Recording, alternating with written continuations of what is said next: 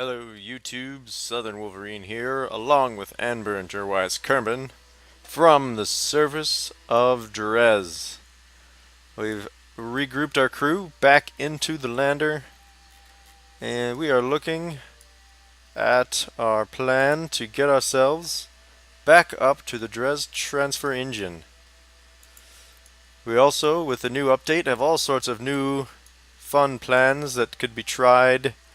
And that looks like we're going to have to circle around a few times with this polar orbit the transfer engine is in to try to get ourselves sort of back underneath the orbit as this is coming into a position where we can launch and catch up to it. So we're going to just wait for an opportunity. And as I was saying, we have all sorts of new things to do. We've got the asteroid redirect module with new parts, all kinds of things. We can make giant launch engines. We can go move asteroids around. So I think that might be our next adventure, but I do not want to leave these poor guys stranded on Dres, and I would like to have their science also. So it looks like I'm not going to get lucky here and be right underneath as it's passing overhead. So I'm just going to go ahead and launch from here, and we'll do our redirect in orbit as required. Okay, here we go. I guess we're just going to have to launch. Let's see, the vehicle's moving from south to north, so we're just going to launch due north, and we'll just have to correct on the fly. I'm not sure. I've never done a polar intercept like this, so we'll just have to try it out. Before something dumb happens, we'll do our standard procedure of quick saving and go for it. Alright, to the north, gentlemen. Let's go ahead and install the solar panels, not for any particular reason other than that it feels like that's a thing that should be done. Let's see, do I have a crew report from here already? I do, so forget that. And I'll stow the ladder because that also feels like the right thing to do. Okay, so it looks like we want to be going this direction to correct. I'm just want to keep an eye on the nodes and try and get ourselves back in line, and we'll have to correct back for this node. Ooh, we're actually getting something of an encounter forming, although it's not a very good one. It looks like we're going to be out in advance of the lander, or of the transfer engine rather, so we're going to go ahead and do something like that. Get up above it and circularize. I said circularize, not ovalize, damn you. So that essentially the lander will catch up to us. The lander. I keep saying the lander. This is the lander that we're flying. So that the transfer engine will catch up to us. Alright. So we got a good trajectory going. Let's just see what happens. And actually, we are fortunate. This is also right at the ascending node, so I'll go ahead and not quite right at the ascending node, but it's close. We can improve this quite a bit.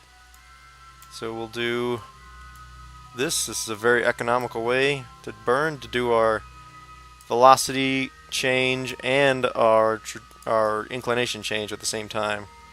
You almost get the inclination change for free. It's a very minor delta V cost.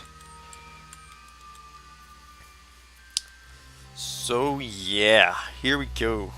This will be a bit of a tricky encounter, although not too bad. We're not far off. Fortunately, within one Dres day, we were able to get back to something resembling right underneath this orbit of the transfer engine. Come on, guys. Stay focused. Alright, so we're going to burn this quick burn at T-minus 4 seconds. That's good news. We should have some extra fuel, hopefully, to transfer from the lander back into the interplanetary engine and help us get back home. I'm somewhat concerned about the fuel situation. We're just going to have to wait and see, I guess. I do like this now. Look, we got a little check mark. Maneuver complete. Yes, maneuver complete. Alright. So let's go ahead and see. We're in bit of an elliptical orbit. That's not in and of itself a problem. Ooh, we actually might get a nice... Whoops. Oh, I think I broke it. Okay, let's just let's just undo that. As I was about to say, it looks like we might get a nice quick encounter here.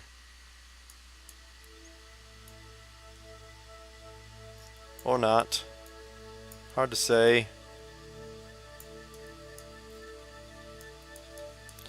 Well, oh wait, there we go. There we go. There's something. 3.7 kilometers. Okay. And that's on the other side of our ascending node. So, what I will do is, since we are passing one of our ascending or descending nodes, in this case the ascending node, I'm going to go ahead and just zero out our inclination on the way, thus making our next encounter that much easier. Okay. I'll just have to set that next maneuver up fairly quickly, because it'll come fairly shortly after this inclination correction burn, which at 8.1 meters per second, given the power of this engine and the weight of this rocket, should be very short burn. It's not even estimating it, which means we're probably, you know, less than a second or something at full throttle. So we're going to pretty much let it get to T-minus 0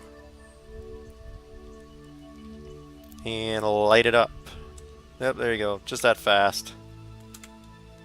Actually passed it a little bit. Not a big deal. Alright, now let's get our maneuver set up for our encounter. Our rendezvous burn. And that should help improve the quality of that. 3.1 kilometers. Just fiddling it in. 2.9. That'll be good enough to work with. We'll correct as we go. As we do. You know, standard operating procedure and all that. Alright. We are getting ready to bring you guys home. We hope. We hope.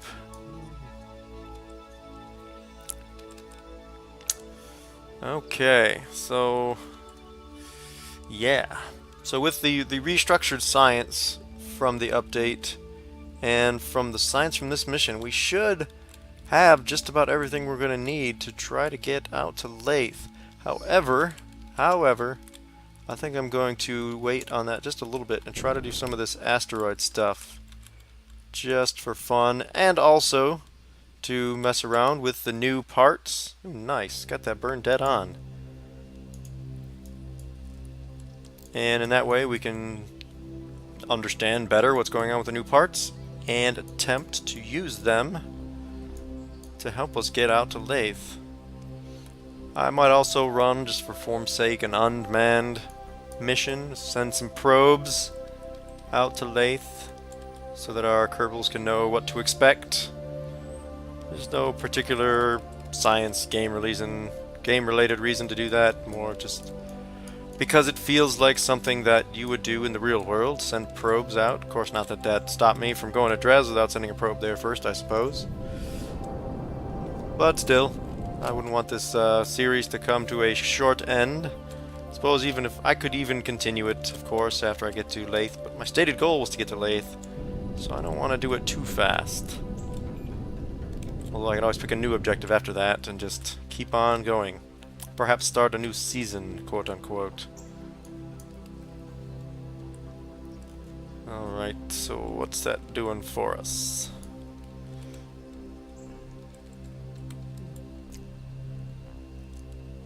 Alright, I'm going to take this encounter nice and slow. And try to save as much fuel as we can. We'll stick to using the RCS, I think, from this point in order to save the maximum amount of thruster fuel to transfer back. Stay on target. Stay on target. Alright, here we go.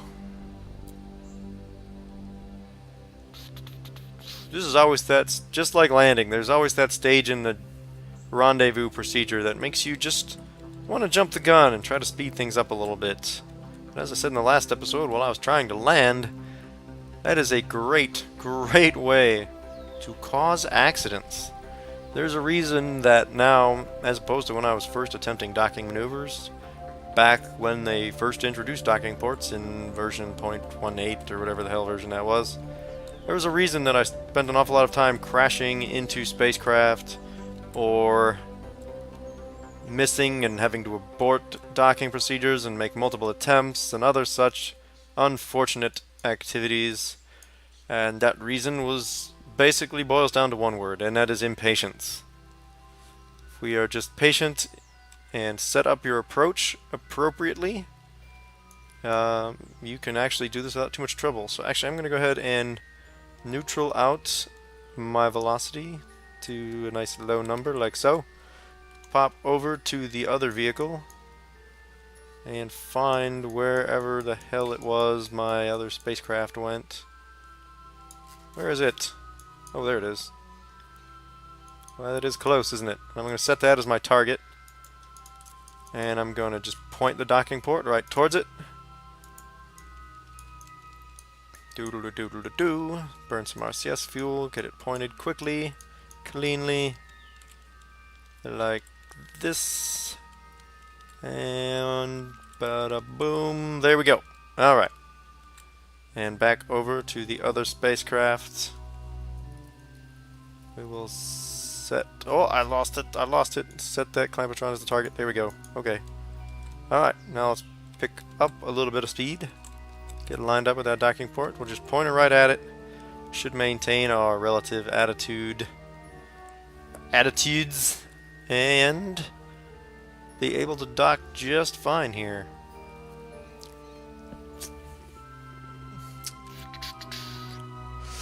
Exciting stuff. Anbur and Gerwise are both certainly excited. Terror. Terror is very exciting. Whatever else you say about it, it is exciting. Come on, guys. I cannot get these two guys figured out. Because for a while, it seemed like they were really calm. I mean, they got all the way out to Dres. They were thrilled about being in orbit around Dres. Now that we are doing a docking maneuver, which we've done many times, it seems like they are not so calm as they were letting on earlier. Come on, guys. You had like a year trying to get out here of trying to get to grips with all the little things that you had to do on this mission. It's not my fault if you didn't understand. Although, we don't always tell our Kerbans what the mission is before we send them out. We do want them to get into the capsule, and it might take some convincing if we told them they were going to a place where there's no air, there's no water, and we're not sure if we're going to be able to get you back. And even just talking to family and friends back home involves a several minute radio delay. So you would speak and you would have to wait a couple minutes to hear back from them. Of course, that difference is less than it would be in the actual solar system, the Kerbal solar system being somewhat smaller and things packed in a little tighter than our Earth solar system. But still, it would involve several minutes of delay in communications. I believe from the Earth to the Sun, it's something like 8 minutes. Like 8 light minutes from Earth to the Sun, so that would be about the radio delay over that distance. And some of the planets are a good deal further than 1 astronomical unit away from Earth, so yeah. In any case, oh, I meant to hit in. Alright, let's get that fuel out of there. It's not doing us any good down there, since we're not going to hold on to that much longer. Alright. Alright indeed. Let's let Anbur out to do a quick EVA to pick up all of our science, take the data, come down here. Actually, I didn't even need to take that data. I just need to get the data right now out of these mystery goo containers. Yes, remove the data. Because the rest of it is actually going to land with the capsule anyway, so that problem will take care of itself. We do need to go around to the other side. Ooh, actually, let's just so I don't forget later, I'm going to go ahead and collect this.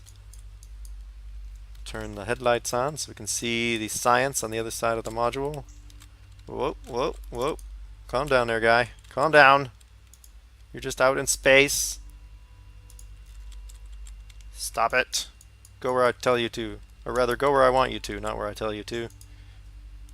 So that's, oh, darn it, I drifted too far away before I could hit the button. Collect the bleeding data. There we go. Okay. Now that should be all the science that's on that lower portion. So then I can eject it. I don't need the RCS fuel, which is the only thing that's left on there that's of any real value to me. So then I can discard that and save ourselves some weight for the trip home. Alright, so yes, the fuel's empty. Both of the science mystery goo containers are used. We have lots of monopropellant left, but we don't need you anymore. So, we bid you adieu, Lander stage. Bye-bye, adios, and so forth. Okay, now, that's right. You, Gerwise, you will get back out and float your way. Oh, we don't have the ladders lined up. Oh well, screw that. Managed to get it on the way out here, but that's sort of a nice to have, not a necessity. We'll go ahead and get him around back into the command module for the transfer vehicle and see what it takes to get our butts back home. Let's see if we can do it without crashing him into the spacecraft like that. Oh, he's stunned. He's stunned! That wasn't cool. Is he gonna recover? Come on, buddy. Yeah, you know what? Why don't I load my last quick save?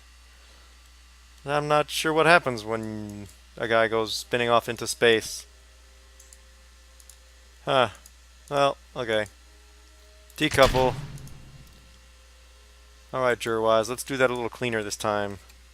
Yeah, we'll go to the free camera. That'll suck a lot less in terms of randomly spinning around and doing things that I don't want it to do. Alright, so let's get around and find the ladder first of all. We'll plan this spacewalk a little bit better than the last one where we just went bouncing around. Sort of off the cuff, ad hoc, if you will.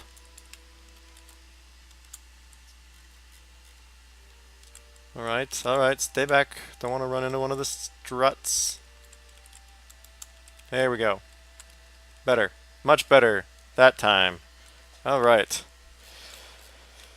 Screw you. Free camera. This orbital camera when we're in this weird orbit is not cooperating with us. So we're going to go ahead and control from there. Okay. Now, how's our orbit look? Now, what will happen, I wonder, if we just go for it? Let's see. We're going that way. So what if we just burn here and head in a general that way direction? Is that good or is that worse? That's worse. Ha! That's going the wrong way. We want to slow ourselves down. So actually we'll go like that. And the burn is momentarily. We'll just delay by an orbit. I'm not ready to do this maneuver just yet. Cancel, damn you, sir. Alright, come on. Cannot zoom faster than 100 times. Rats! Alright. So now we got an orbit to spare. We'll go ahead and do something like that.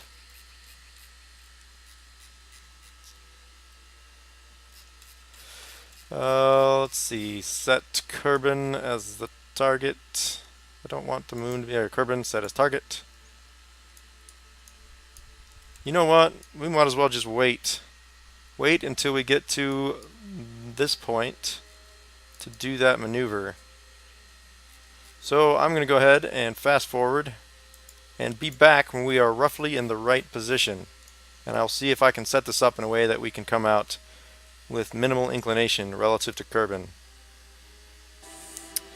Alright, and we're back. I have, through what I'm going to call good judgment, but which is in reality probably more luck than anything else, created a maneuver in which I have only 0.3 degrees at my ascending node to Kerbin.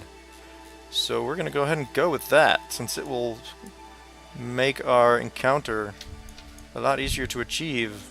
This wasn't quite what I had in mind initially, but it seems to be something that might just work for us. So I fight it. Zoom, here we go, zipping around. I love how it flips around as you go over the pole like that. Gets all confused. Okay, now this is a not insignificant burn. But at 325 meters per second, it should be less than a minute. Let's find that node. Should be towards our velocity vector, somewhere over here. Yep, there it is. And we'll give at about T-minus 1 minute, I should think. We'll give it one quick test blast from our full throttle engines just to see what it's going to take us.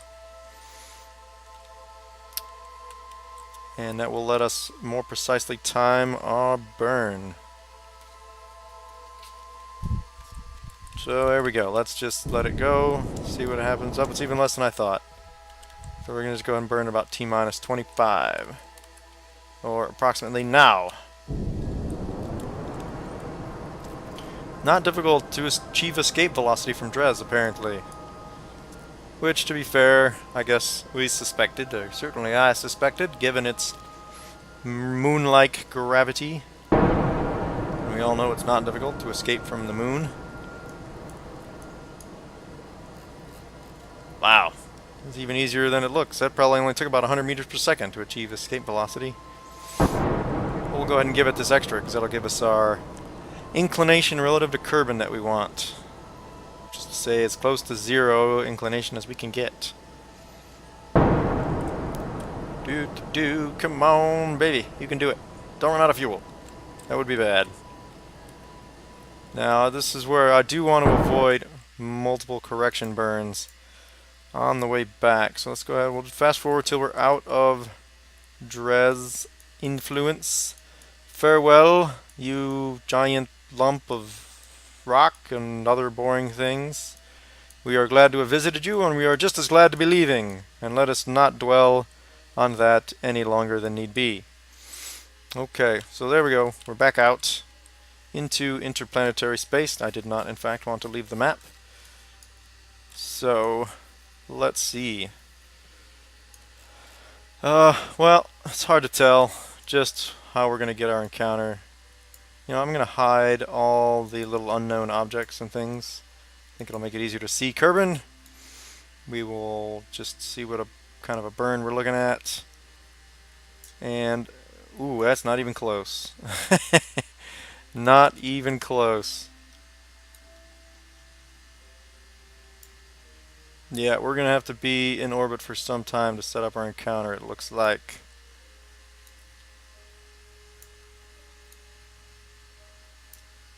Oh, there we go. Alright. Not a great encounter, but we'll adjust it using RCS, much like we did when we get out here. So let's go ahead and fast forward, making sure not to skip. Oh, this is a 2-year fast forward. Holy cow, look at that. I'm going to go ahead and stop recording and come back when we're close. This is a really long orbit, and I don't want to make you guys wait it out like I'm going to have to. Be right back.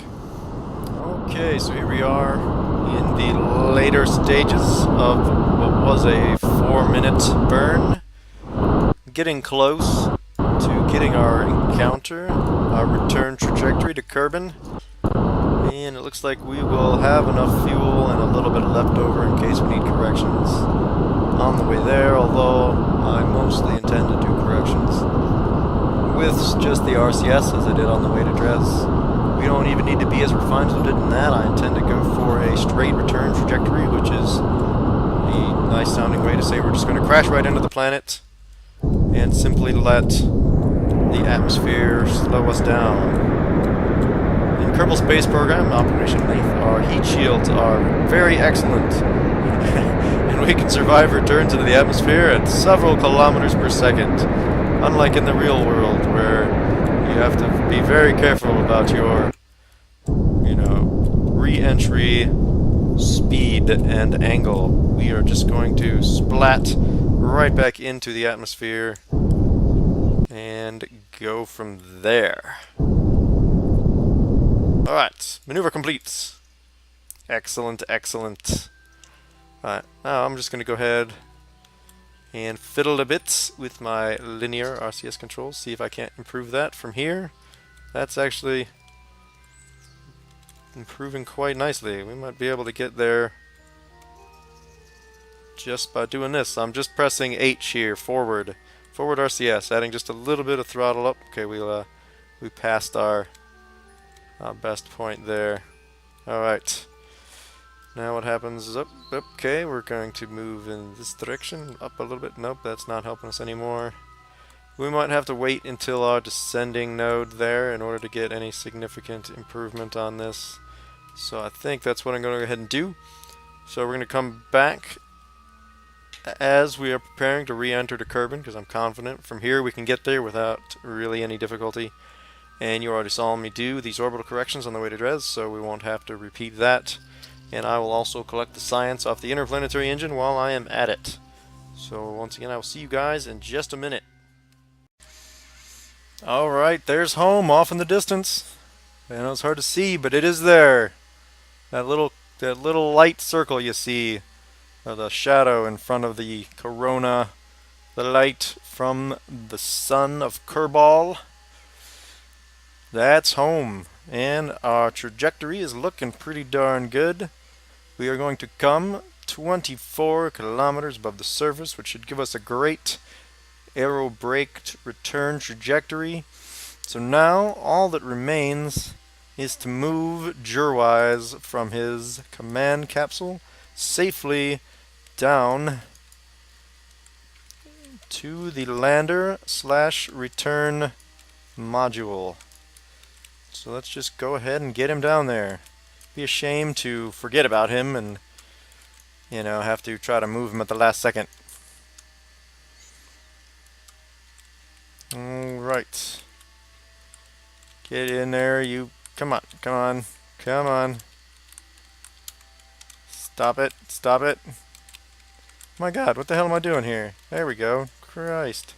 Excuse me, Lord, for my blasphemies. But dang, that was annoying. Okay. Sometimes your brain just strokes out and you forget how to dock and do your RCS maneuverings and other things. Okay, good. They're both in there. But I'm not going to detach just yet, just on the off chance that I want to do something.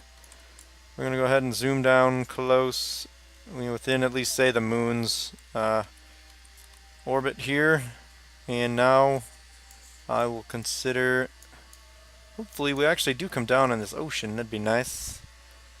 But anywhere down is going to be fine by me. So let's just go ahead and orient this bad boy. Oh, I'm still in a zoom. No wonder it won't maneuver. Dang it. Hate it when I do that. So we're going to go ahead and do that. We're going to disconnect and bid farewell to the transfer engine, which has served its function beautifully. Not over-engineered as much as I thought it was. In fact, it was just enough. But in any case, goodbye. We undock from you. I said we undock from you. Wait, which vehicle am I following? Okay, I don't really want to be following you. In fact, we'll use the last little bit of fuel just to kick it away from us in our lander. We're going to keep this section around just for the batteries and things for a little bit longer. And when we go to re-enter, we'll just ditch that overboard with this disconnect and activate our parachutes. Let's get a little closer. Okay, good. That should be well out of our way by the time we come down. That should come crash down safely into the ocean without endangering any of our Kerbal compatriots down on the surface. Ooh, camera change. Okay. Getting close. You guys excited? Yeah, look at how excited they are to be coming home. They're both just grins from ear to ear. They realize they've had a success now. Alright. Let's get there, gentlemen. Oh, music stopped. We're back in the atmosphere. Hooray!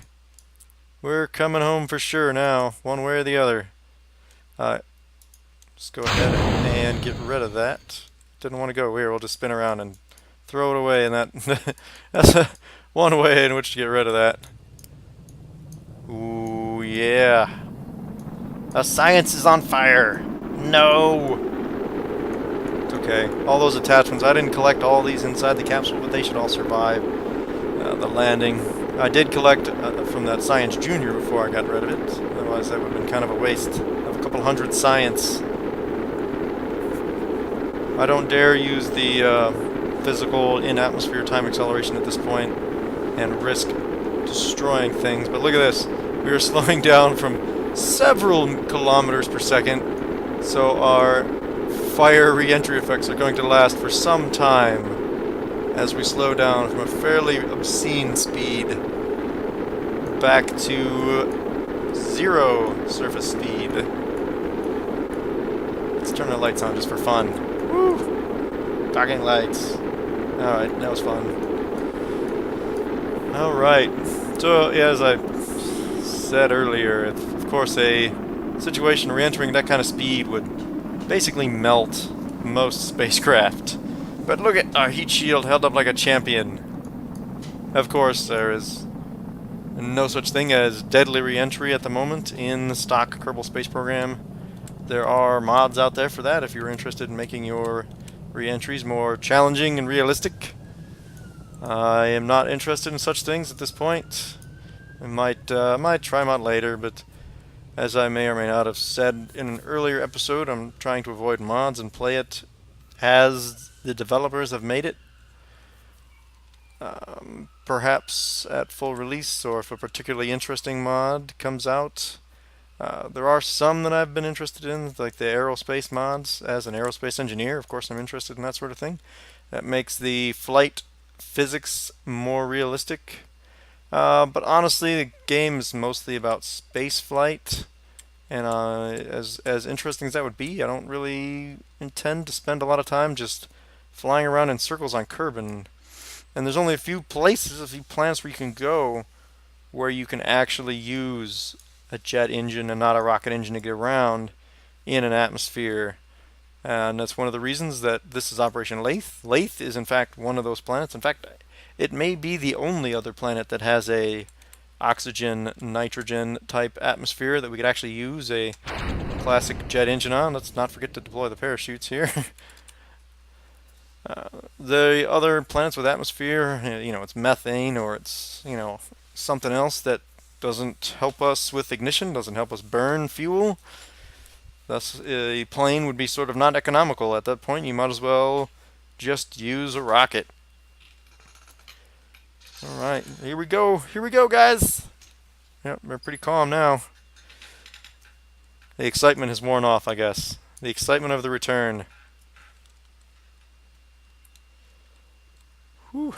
There we go. Success! Success! Splashdown! And recover. Let's see just how much science we're able to net out of this mission. Not bad. Almost 1,600. And keep in mind that a chunk of this science, probably as much as 500 of it that we had before, was from transmissions from this vehicle. So we're looking at about 2,000 science from a single mission. Not bad at all. I will happily accept that. So before we call this an episode, I'm going to go ahead to the Research and Development Center and see what we can get. Now, I said I do want to try an asteroid collection intercept mission, so I definitely want the grabber. So we'll just go ahead and get that. We also want to try out some of these heavy launch engines and massive fuel tanks and things. So I'm going to definitely grab that. Let's see what we got here. Some of these disconnects and maybe I don't really need those so much. I would like some of these. These things are great for making space stations. These are good for temporarily connecting large parts. These inline clampotrons can actually be used to attach space planes to stations and things like that. Very useful stuff, so go ahead and grab that. And we'll skim real quick through what else. Don't really care about the rover wheels. Don't intend to use them. I could use the radio isotope generator, but not critical for anything that I intend. The little solar panels do just fine. So let's go ahead, and we got some little docking ports here, some more structural connections that are actually quite useful for attaching things onto the side of vehicles, and the large stack separators, which are similar to the decouplers, except that they separate from both sides. Let's go ahead and grab that, see what that unlocked for us. More structural bits. I honestly don't care all that much about those. And we got some more nose cones, big aircraft parts that are a little bit tough to use with the small aircraft engines. But I'm not sure what else I'm gonna get. Not sure what else I want. Let's see, we might just get these for the large inline type guidance units, these two. Useful things to have around. A little bit easier to attach to spacecraft, and yeah, I think we'll just grab that and call that a day for science. So, we got some nice new big fancy parts. We will try them out next time, hopefully by encountering an asteroid and pushing it around. So, thank you guys for watching, and from the Kerbal Space Center, I am Southern Wolverine, wishing you all a good day.